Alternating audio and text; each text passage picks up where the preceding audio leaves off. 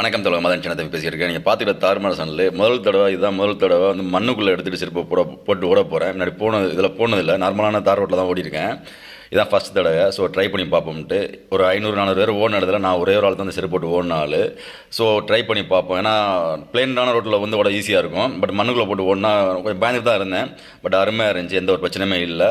Shoe போட்டு ஓடுறது மண்ணுக்குள்ளே ஓடுறது நல்லா இருந்துச்சு. ஆனால் கொஞ்சம் ப்ராக்டிஸ் வேணும் அந்த செருப்பு போட்டு ஓடுறதுக்கு. எப்படின்னா கிராஸ் ஐலாண்டு பேர் 16 கிலோமீட்டர் ஓடணும். 16 கிலோமீட்டர் அப்படின்னா பாலைவனம், அடுத்தது வந்து ஜல்லிக்கல் மாதிரி உள்ள கப்பிக்கல் உள்ள இடங்கள், அடுத்தது மலை மாதிரி உள்ள இடங்கள், மலையில் இடம், அடுத்தது வந்து பார்த்திங்கன்னா தார் ரோடை போய் கிராஸ் பண்ணுவோம்.